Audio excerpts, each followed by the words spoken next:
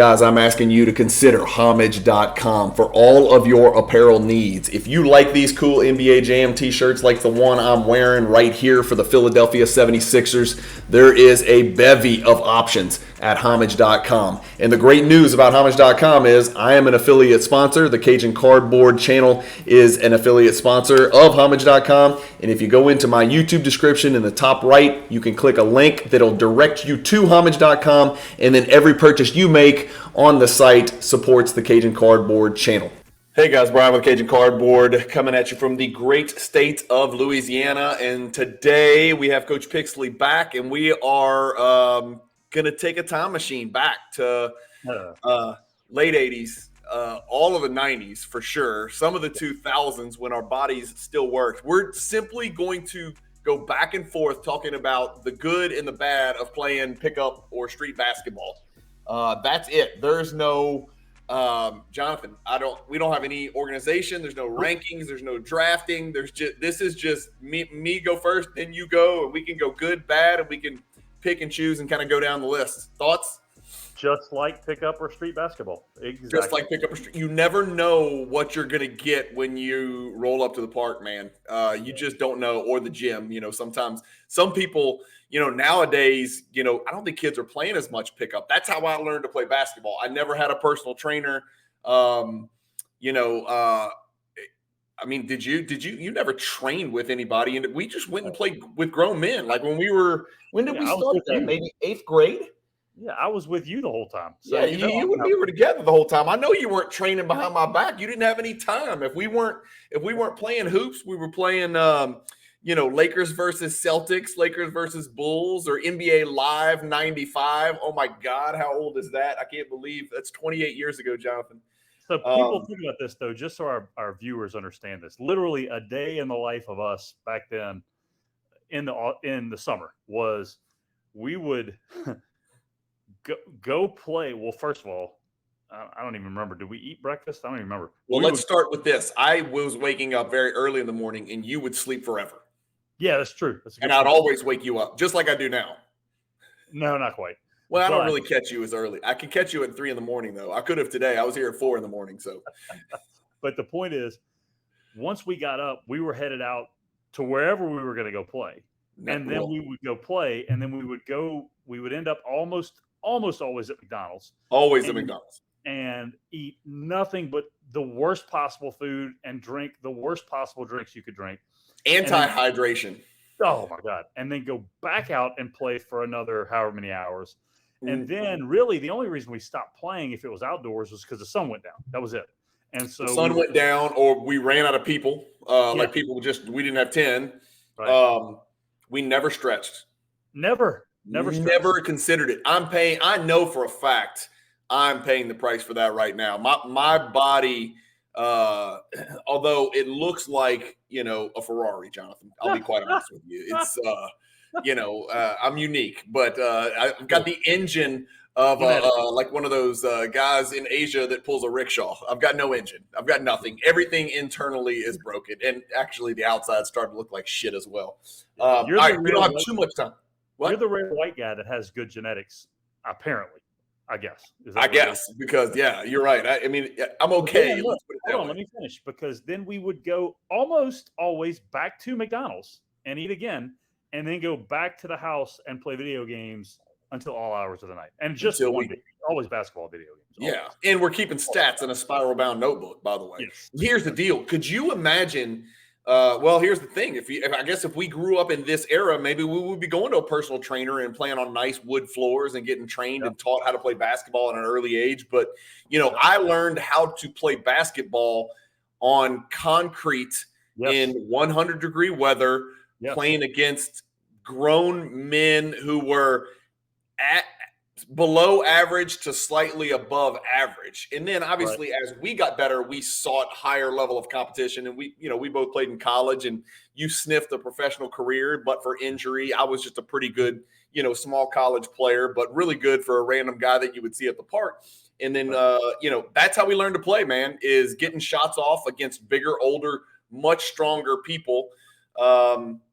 and then you never knew what you were going to get, man. It was just adapt and react, and it was fun, man. All right, let's go. We don't have too much time. Learned, by the way, one more thing. Learned how to dunk a basketball by playing on 8-foot goals.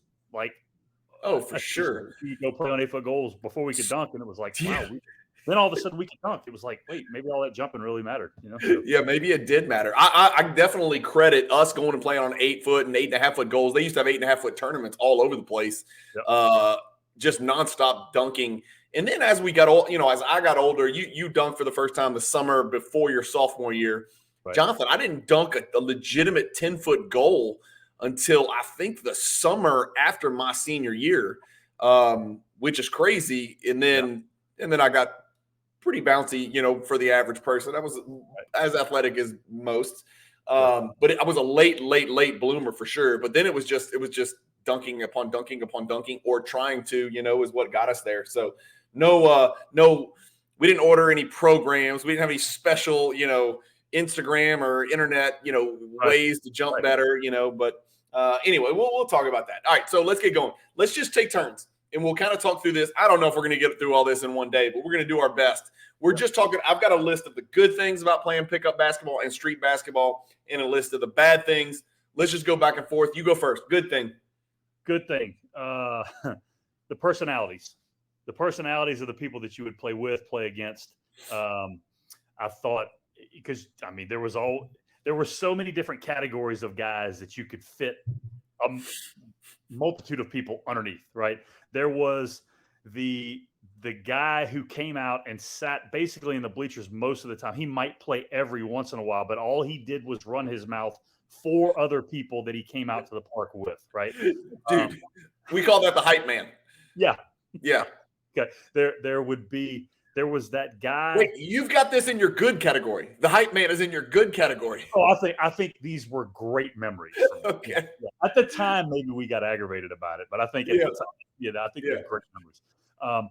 You would have the guy, and we used to mimic this all the time, the amazing small guard handler who would come out and pound it. And you're like, this dude. And then the next thing you know, he had a jump shot that was indescribable. Like it was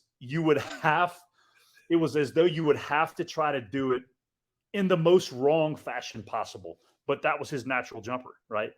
Filthy handles. Yeah. Filthy handles. Could not keep him in front, but you could gap him by 8 feet and you're just fine.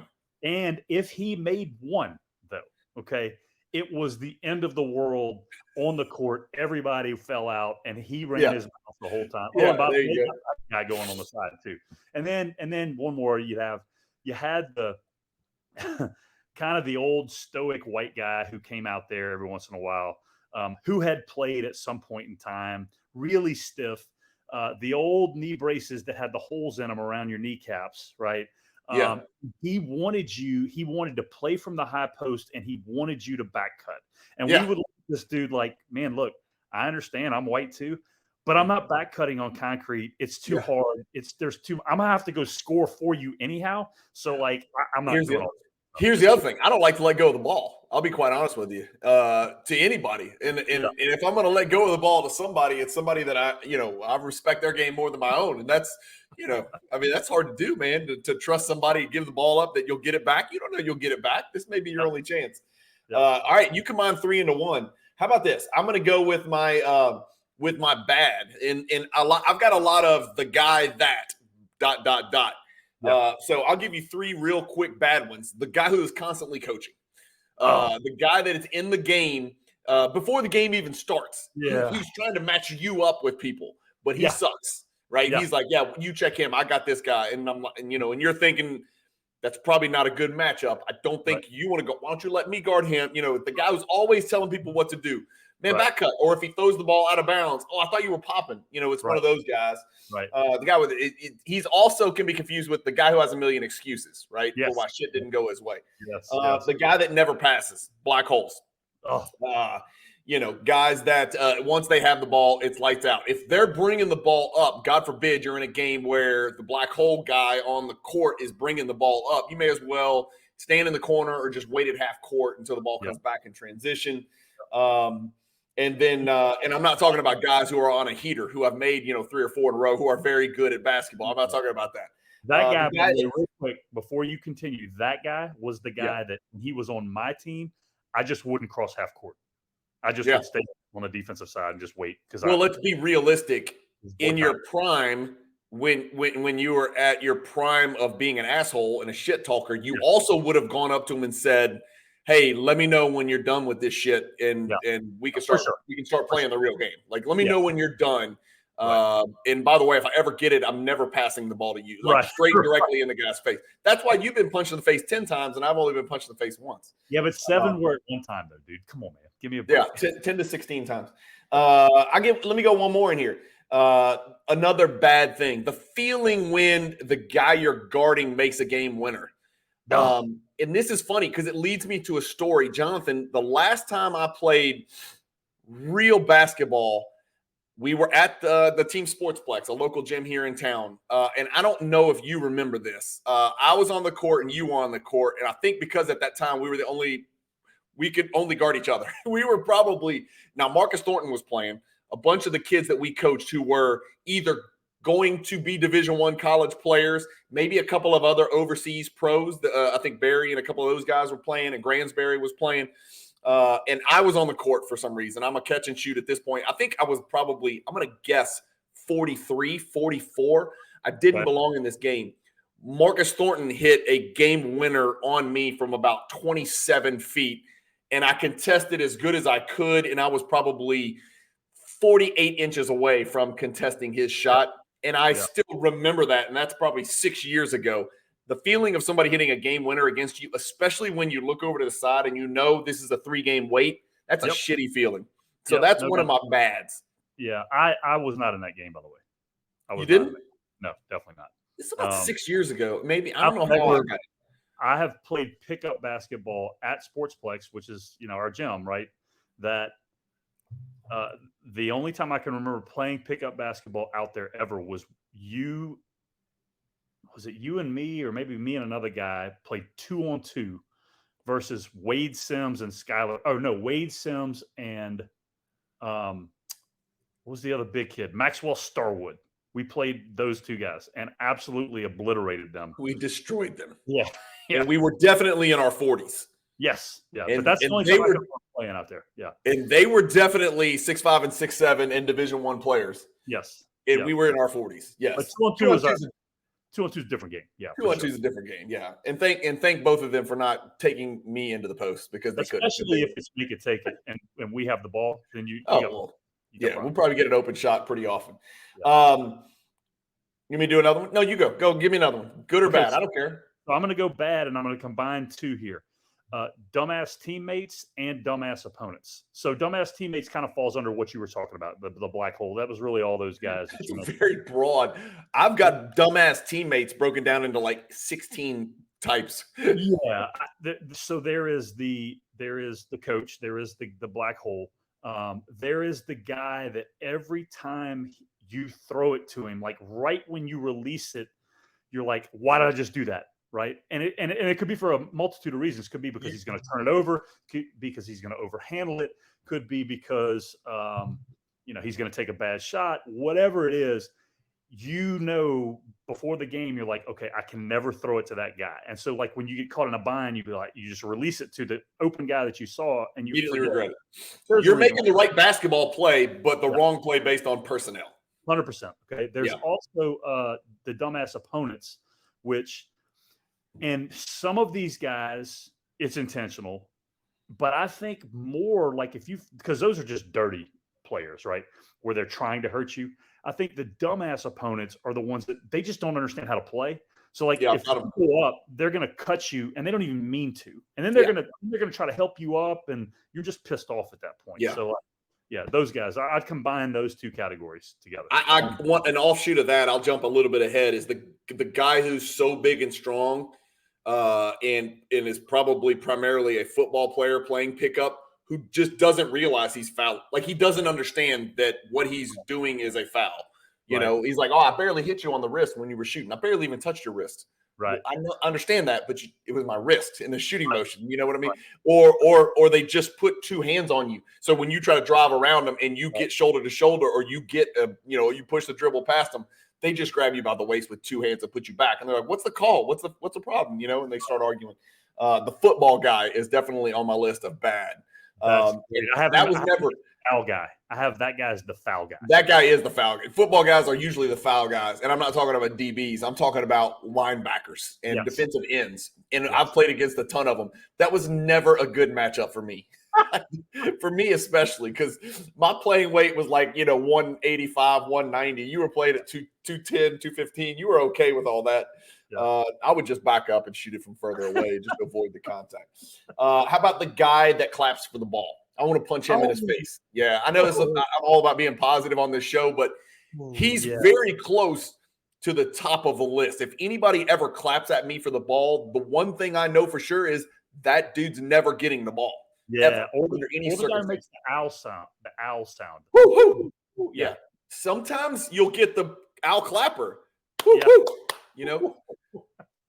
Hey, by the way, the owl clapper guy? I don't think we've ever met one that could play. Thank you. Never, because it's common sense, right? It's just innate. It's innate. That is obnoxious. That is so obnoxious. Yeah. The guy that never gets back on defense, who's a game killer. Now, I realize it's pickup basketball, and we're going to sound like a bunch of nerdy white dudes because nobody's ever seen us play, and they're going to assume we didn't know what we were doing and we didn't know how to play. Right. I'm not talking about guys who are just coasting on defense. I'm talking about guys who literally never cross back to play any defense because it's a game killer. And I don't want to make disparaging remarks, but that guy usually weighs more than he's supposed to. Yep. And I'm talking about like he literally camps in the offensive lane and then is talking to people while the ball is coming back in transition. And so that's just kind of a game killer. Real good pickup runs usually have 10 guys who are at least – they hold themselves accountable to some extent. You know what I'm saying? They don't have to be good at defense. God forbid I wasn't. But I was on the right side of the court when defense was taking place. The guy this is the opposite. Anytime a guy slaps the floor in a pickup game on defense, like the Wojo, anytime a guy slaps the floor in pickup, he's probably going to fall into another one of those categories, and you're almost certainly going to get fouled. So that's a concern. You can be too much defensive, excited about defense, and then you can just not play it. There's two extremes. You just got to find your way somewhere in the middle. And 99% of the people that play ball are somewhere in the middle, of course. Here's what I always found out about slap the floor guy, okay? And I don't care. This is the craziest thing, but I don't care if they were white, black, red, green, blue, super athletic, not athletic. It didn't matter. If a dude slapped the floor, I knew I was going to be able to do whatever I wanted to against him. He was too close to you 90% of the time. He's slapping the floor. He's 6 inches away. He's going to get blown by. But he's too excited. He's too excited. He's too emotional, right? And so at that point, you're either going to foul me or I'm going to blow by you. And I always thought, like, you see guys do that in a real game, and I'm like, yep, that guy's fixing to get going by. Like, he's blown by, You also never see big guys do that. Ever. It's always little guys that like to get up under you, right? Yep. Yeah. Having to wait multiple games to get on the floor. Yeah, that was a big one. That was a big one. It's funny because there's a perfect number or a perfect environment when you first roll up to a pickup game, whether it's in the gym, it could be organized runs with a clock in a gym. It could be just outside at the park on concrete in 100-degree weather and, one water fountain. If you roll up and there's 30 people, but only one court, I leave usually. If there's 7 people, you kind of wait it out. The perfect number is probably 12 to 14, 12 to 15. You don't want 16 because that means if you lose, well, we usually weren't. We were going to get picked in the next game. But if you lose, there's a chance you wait 2 games, and that just sucks. And the older you get, the more it sucks because if you play and then sit and then play again, shit starts to break, as I know for sure. Anybody that tries to play basketball wearing a hat. Oh, period. You can't. Forward or backwards. Now, Well, forwards is unacceptable. Like you can't even play basketball with a forwards hat. First of all. Okay. It's been done, but yes, you're right. In fact, I think Sidney Dean did in White Men Can't Jump, but of course that was for movie, and his bill was up, so he's okay. Woody Harrelson. Oh, that's true, but he played backwards hat though. Yeah, backwards hat. Yeah, both of them were wearing hats in a couple of those scenes, which is very odd because in real pickup, most people know not to wear a hat. Frontwards hat's absurd. It's one of those deals where like, you don't know what you're doing at all. Backwards hat is, I don't know, it's trying too hard to fit in. But I've on numerous occasions walked up to people and said, when you take the hat off, we'll start the game. I'm not checking the ball until you take your hat off. That's right. Usually I made sure those people were smaller than me. By the way, that guy also typically was a white guy who was wearing running shoes. Almost always. Brooks. Yeah. Brooks is often the shoe of choice for those types of guys with the hat. Back in our day, it could have been Asics. It could have been, if you want to go way back, it could be Ponies and or New Balance. Umbro shorts on, probably. Umbro shorts or cargo shorts, for that matter. Pocketed khakis. Guys that wear pants fall into that category. But here's the deal. And again, this is, God, we're going to sound like we're racist, but like I never saw a white guy try to play in pants. But black guys love to play in sweatpants.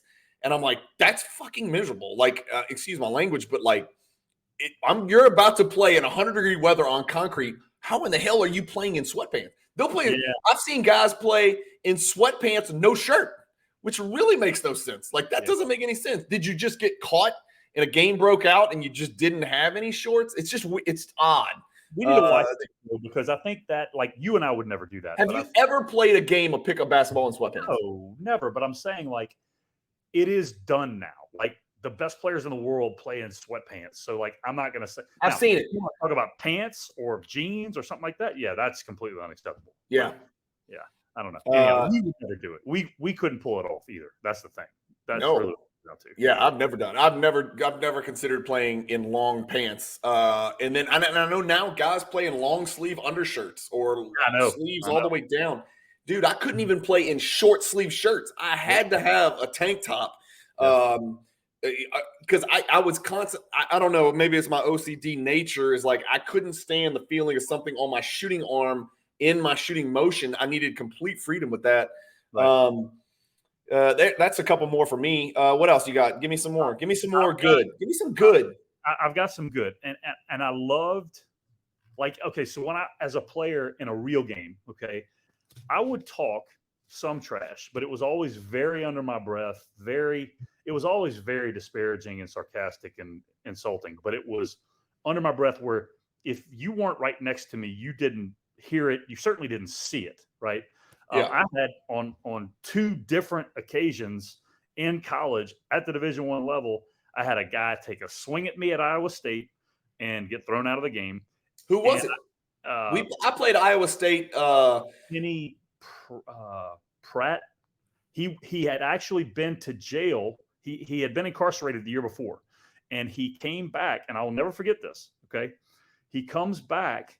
That year, Tim Floyd was the coach, and I actually had Coach Floyd on our podcast a while back, a different one that I'm on. And we talked about this.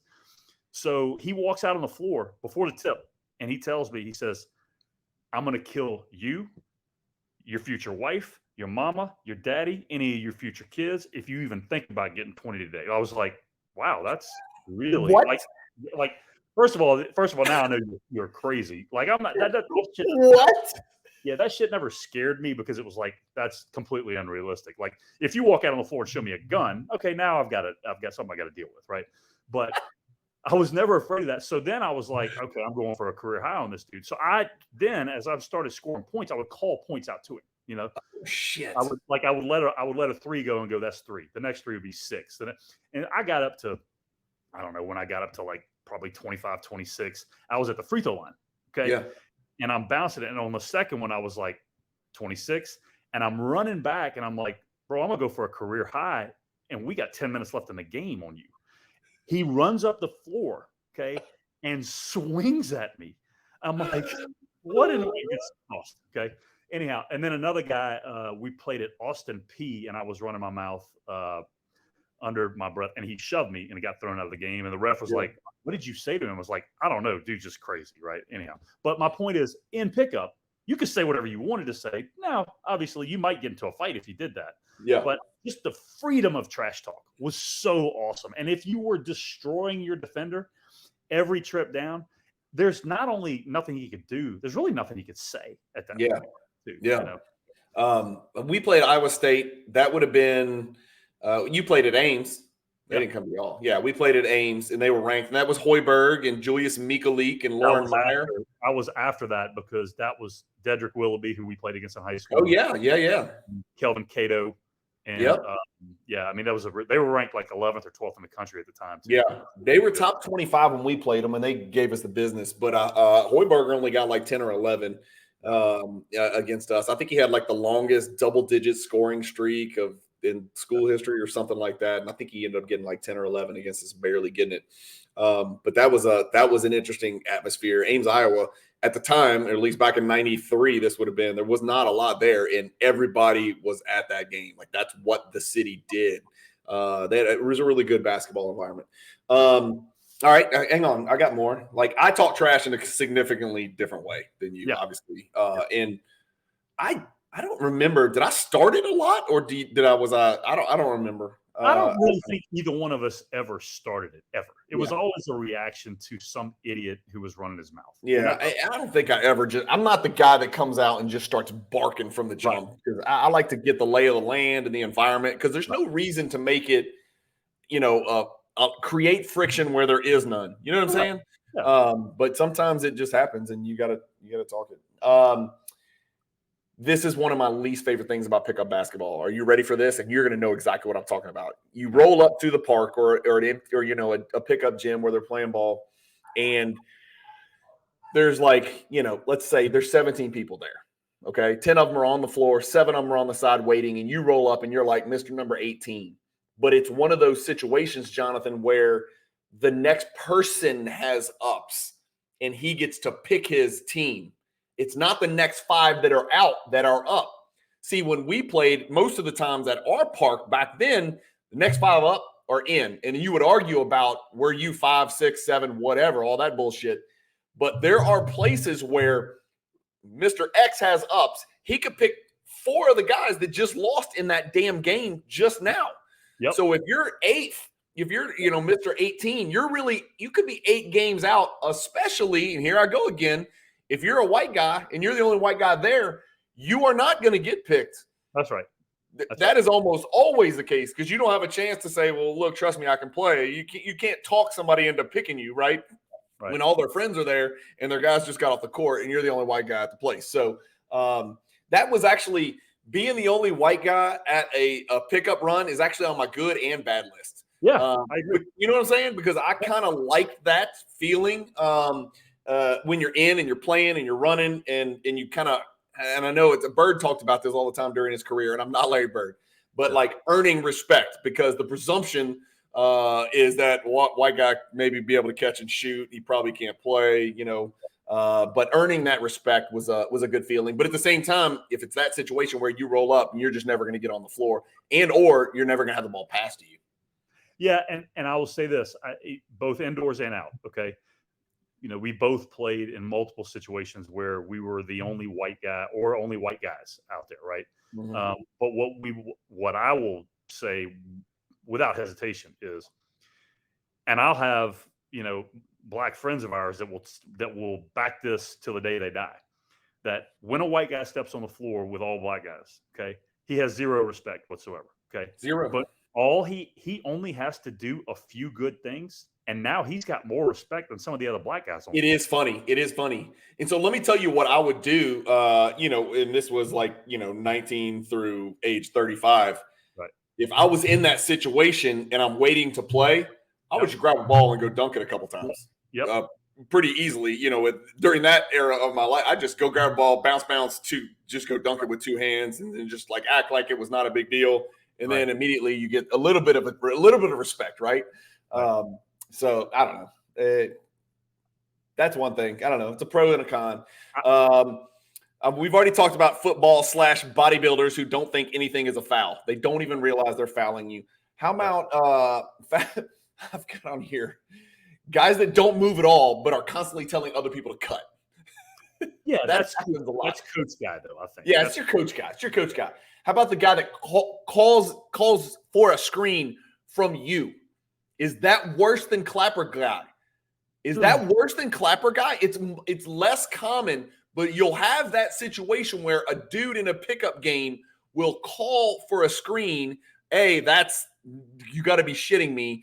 Yeah. Now, every once in a while, there'll be a little try-hard go-getter who likes to screen for people. I'm all for that. That's great. You want to come screen me on your own? That's great.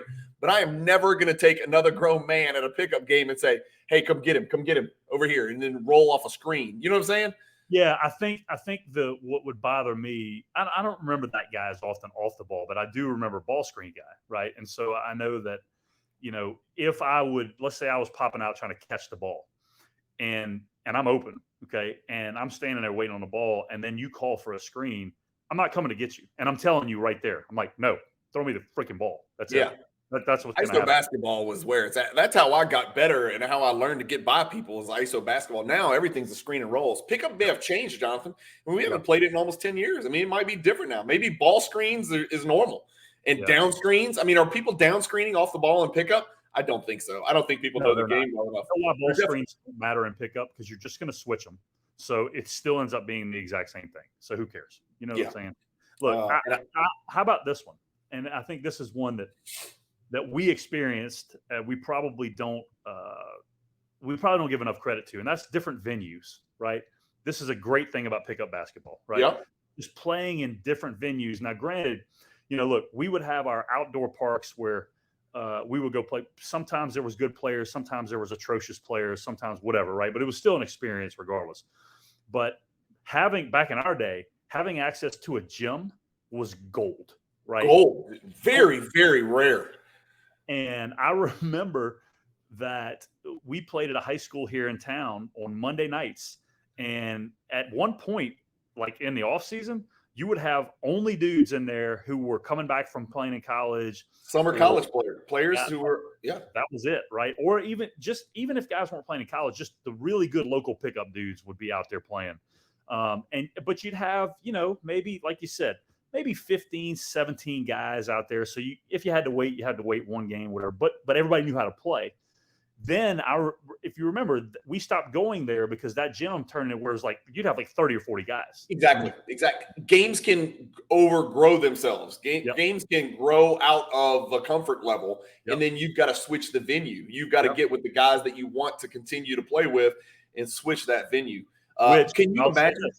I'll say this real quick, which leads me to what I was getting to when I became a high school coach. Okay. And I had control of a gym. You had total control. Right. And we would play once or twice a week.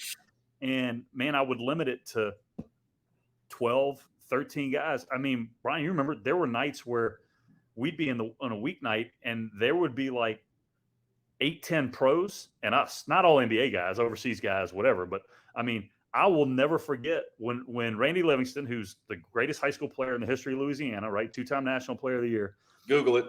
He was, if you don't know who I'm talking about, just look him up. He was still bouncing around in the NBA, and it was during the off season, and he was looking for a place to play. And so he reaches out. He's like, are y'all playing anywhere down there? I was like, yeah, we can do it in our gym here. I swear it was crazy. He would bring dudes like Baron Davis from when he was with the Hornets, and Jonathan Bender, who was with the Pacers, but he lived in Mississippi, and he would come stay with Randy. And we would have like half NBA guys out there. We'd have LSU guys out there, and we'd have like 12 dudes and us, right? I mean, and it was, you play those games. It's like, wow, this is what it's all about right here. Yeah. And there was no argument for game point, which is, by the way, one of my bad things. It's on my list. Yeah, so I'll let you get to that one. Anyway. Yeah. But look, venues, think about the different venues. Like you go outside. So one of the cool parts for me was you play in an outdoor park. The backboard may be smaller somewhere. The rim might be round. It could be the semicircle, Jonathan, right? Yep. The semicircle backboards. Now, the park, our go-to park, our home park, right? Shenandoah, the great Shenandoah Elementary, 2 courts running this way. Oversized wooden backboards. When I say oversized, I mean literally bigger than an NBA backboard. Like you could bank that thing and it would hit the glass 9 feet away from the rim. I mean, these boards were huge. One end, we had a 10-foot 1 goal. On the other end, we had a 9-foot 10 goal. Yep. And so we would switch at half. We'd play to 12 by 1s and 2s, switch at half. Yep. Right? Switch at 6. Whichever team got to 6, boom, you switch, because everybody wanted the shorter goal because we could dunk it real easy. The 10-foot 1 goal was tough. You know, you had to really get your step, or I had to get my steps to dunk at. It felt higher than 10-1. It felt 10-5. And the little goal just felt easy. So we'd switch at half. You know, that was kind of our go-to park. God, you claim that's my greatest dunk in pickup history was on that 9-foot 10 goal where I broke that dude's finger. Yeah, you dunked a basketball. He's 6'7", and I know his name, but I'm not going to use it because he would not appreciate it. Yeah. He later became a friend of mine. So he's 6'7". Rolls up in his car. This is our park. This is not his park, but he's there and he thinks he's really good. Brought his girl with him. You remember the story. Rolls up in a Lincoln Continental or whatever, gets out with his girl. She's on the side watching him play. And that's the awesome thing about pickup is these girls that are just like, that'll just sit and watch their guy play for like 3 hours. I never dated a girl that would watch him play for like 3 hours. Nor would I ask my girl to do that. But anyway, you dunk the ball on him. You break his finger. He basically cries out loud, walks over to the bench, gets his girl, and gets in the car and leaves. That's it. In the middle of a game, gone. And I think you did that with terrible intentions. I think you had bad, cruel intentions when you did that. You weren't upset in the slightest bit. No, I typically wasn't. I mean, that was. No, you weren't. I'm not saying it's the right thing, but it's the way I was. So yeah, it happens. The guy that plays skins, no matter what, like if it's just, sometimes there's shirts and skins, and sometimes you just like you could have 10 guys with no shirt on, but the guy that plays skins and sweats his ass off has a humongous advantage. Okay, I always like to play in a tank top and occasionally a t-shirt, but primarily a tank top. Playing skins is an advantage because you can't put hands on people. It slips off. It's kind of disgusting. You know, I'll be the first to admit it. But and then you got the super hairy guy that plays skins. Right. Along Came Polly. He's that guy. That movie. Yeah. Then you got the guy that smells flat out awful. Body odor. Yeah. Flat out just smells absolutely awful. Can ruin an entire game. You got that guy. The elements when you play pickup basketball. We grew up playing outside. Like you said, finding a gym was 1 out of 40 pickup runs that we played was a gym. 1 out of 50. Hell, shit, we were always on concrete. And so you have windy. You have cold. If it gets too cold, it's awful. You can't get a feel for the ball. You're constantly licking your fingers. Double rims. Double rims or no net. Which one would you least like to play on? Double rims, not even close. Agreed. I hated playing with no net either. I do too. Double rims way worse. I like playing with machine. Never take a jumper on a double rim ever. Never take a jumper. It's ridiculous. If it hits the rim, it's literally bouncing over the backboard. Like if you hit front iron, it's gone. It's like a trampoline. Double rims sucked. Right. It also seemed like every time I played on any court with double rims, the goal was like 10 foot 2 inches. For sure. And I will say this though, and you will definitely agree with this.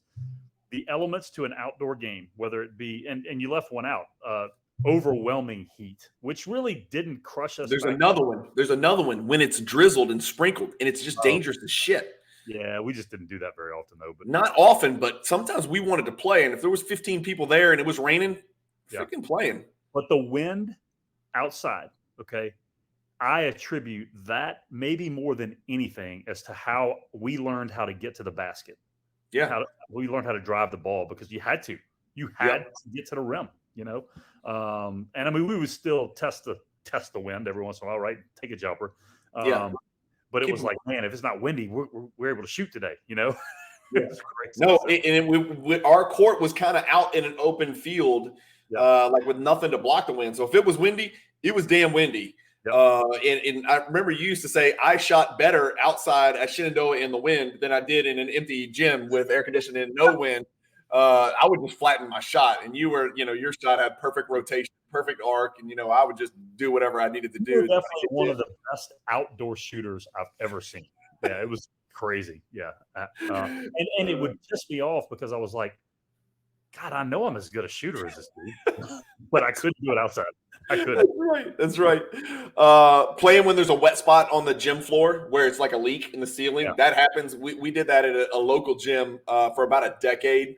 And anytime it was like that, I was like, I'm just not playing, dude. I was like, and then they put like a shirt on it so you knew it was there. But that's like weird too. Like I never dug that. Rims taller than 10 feet. I hated it because it just killed your shot, and it took dunking out of the equation, which was honestly, to God, dunking a basketball was like a big reason why I like to play pickup basketball.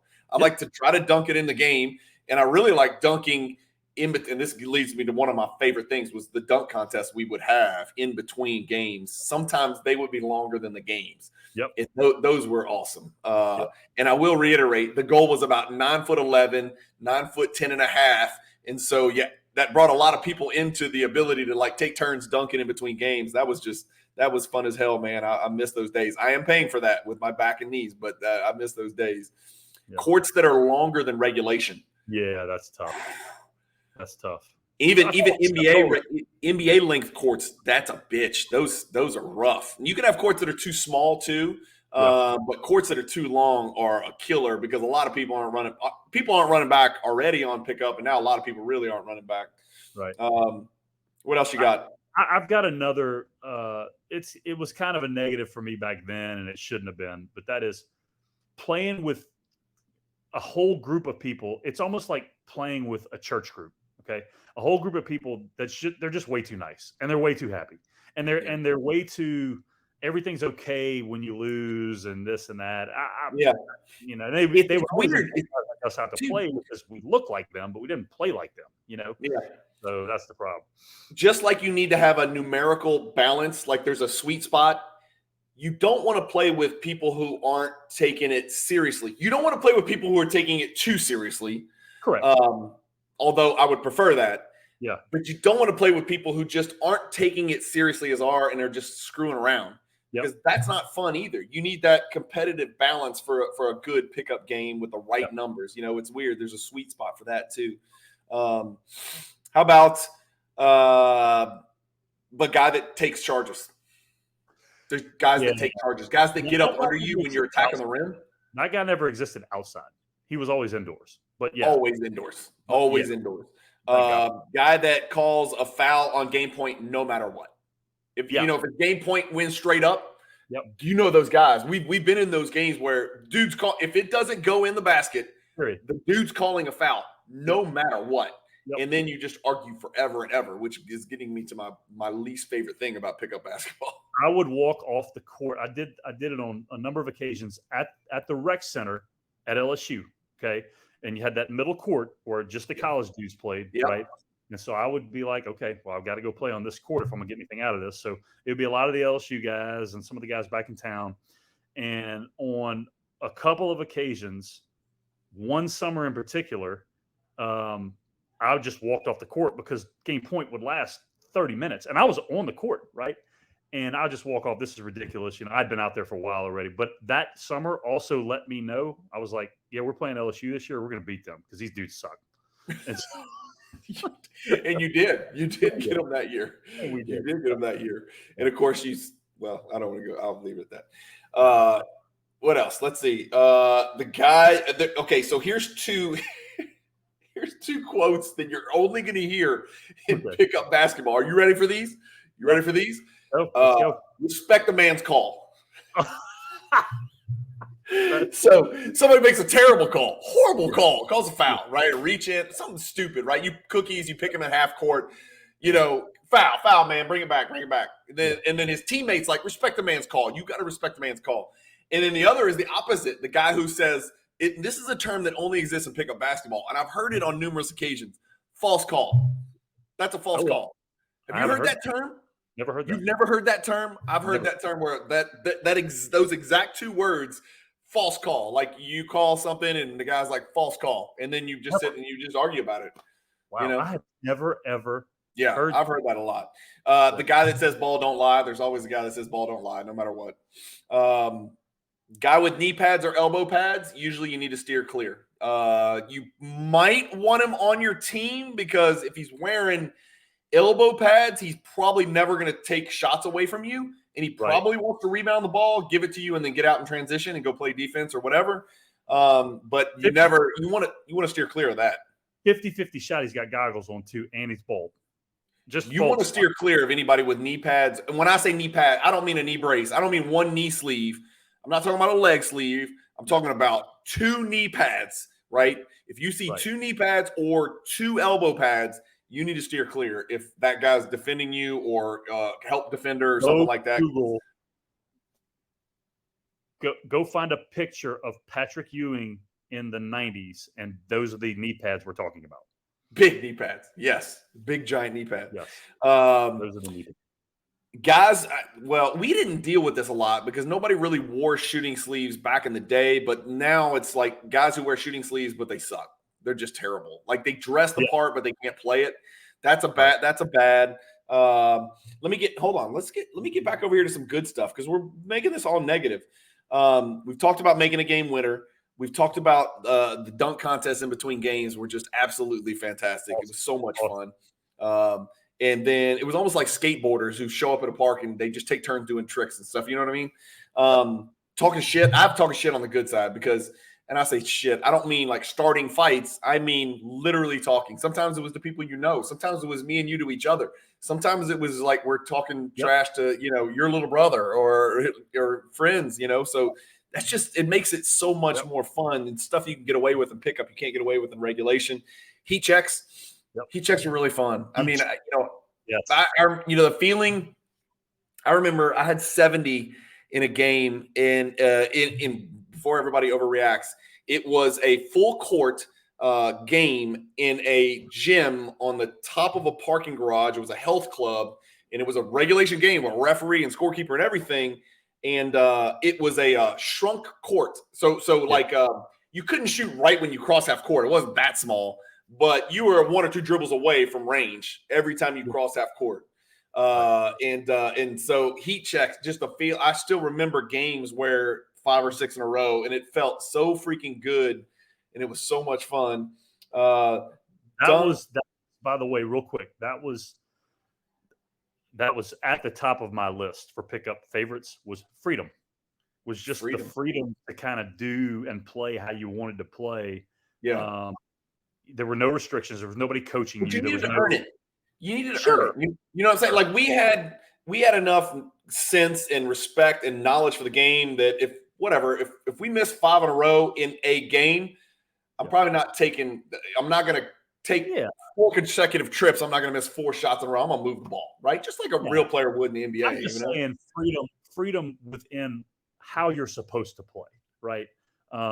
At the same time, but I mean, there's a right way to play even in pickup, and so there's a freedom to that. But you're 100% right. And I'll take heat check a step further. I so very much enjoyed bringing it up, heat check or not, honestly, but especially with heat check, with clap guy or owl guy in the corner, okay, or terrible coach guy in the corner, all by himself. I loved looking directly at him and then shooting a heavily contested jumper and having it go in. Loved it. Right after you just made the comment of there's a right way to play. Yeah. But that's knowing your personnel. That is the right way to play. Yes. But it's also your job to teach clapper or coach guy a lesson, right? Yes. Hey, and I'll tell people, I told people that on numerous occasions. If you ever clap at me, I'm never going to pass the ball to you if you ever clap at me. So just don't do it, right? I mean, hey, if you don't get back on defense, I'm never going to pass the ball to you. And I was always running the point. You were running the point a lot. It was just the way it is. You're running up on a hard stop here. You got to get off at 9:20. Let's do it 2 parts. I got a lot more stuff, dude. I haven't even come close. Let's just do 2 parts of. I'm all over it. Yeah, that'd be talking about pickup basketball. I'll highlight the stuff that we've talked about already, and I'll leave the other stuff, and we'll do another hour. Let's do this. The next time we get together, part of the next hour is going to be the most epic pickup games we can remember playing in, and who was a part of those. We can add it in there for sure. We can add that in there. Hold on, but before we go, let me screen share. You ready? I got 5 cards. You need to name the dude in the background. You ready? All right, here we go. I'm going in order. Here we go. They're all Jordan cards just for you. Easy right there. I gave you a softball for the first one. Yeah, the rifle. Okay. You sure that? Okay. You sure that's not LaSalle Thompson? I'm pretty sure that Chuck Person was number 45. I know. And also LaSalle Thompson is 60 pounds heavier than Chuck Person, which is really saying something because Chuck Person was a big dude. Yeah. So, yeah, that's definitely the rifleman. Yep. I think I know. I might be wrong. It's Ronnie Cycli. It's a black guy. I don't think it. Oh, it is. You're right. My fault. I think I know who it is, but I want to look it up to make sure. Is you want me to tell you? Bimbo Coles? I think I know this, but I need to look it up. Here's who I think it is, Jonathan. If it's number 4, it could be Willie Burton. Oh, Keith Askins. I think it's Keith Askins. It's not because he was only number 2. Okay. It's not Keith Askins. I was wrong. And he's 91. I don't know. I don't know who it was. We have to look that up. Maybe somebody in the comments can look it up for us and let us know. I assumed it was Keith Askins. Could it be Willie Burton, Jonathan? It's a number 4 though, right? It's a number 4, not a 41. So Willie Burton, 91 to 99, never number 4. Yeah. I don't know, Jonathan. I've stumped both of us. We don't know. Huh. Interesting. Let's keep going. Yeah. Cycli was number 4 at least. That's Gerald Wilkins. We know that. Another softball. Yeah. Who's that referee? I don't know. I'm just kidding. That is Dick Bavetta. Dick Bavetta. It's not Bavetta. I think it is, dude. No way. Okay. Here's one. This would be a good challenge. That's Trent Tucker. That's easy. Yeah, I knew you were going to get it. Number 6, Trent Tucker. Yeah. How about this one? Oh, I got you. Left to right. Drexler, Woolridge, Jordan, Doc, Stansberry, Neek, Nance, and Dr. Duncanstein. That's it. You nailed it. I knew you were going to nail that. I knew you were going to nail that one. That's one of my favorite cards. These cards are all in my collection. That's one of my favorites because, everybody can name everybody except when I posted this card on Instagram, everybody's like, who's the tiny dude from the Pacers? Yeah. So nobody remembered him. But everybody will remember one dunk he did for sure. And he had some other pretty decent dunks in that dunk contest. But that one-hand Statue of Liberty, everybody remembers. But Dr. Duncanstein's one of the greatest nicknames ever. It's an underrated nickname. It's really cool. It's a great nickname. Yeah, it's a great nickname from my home state. Anyway, that's it. That's an episode. We're gonna pick this up and continue and do another hour for the second part of this. The pinkies are out, so it's time to go. Thank you guys for watching. As always, keep collecting, stay positive in the hobby, and peace.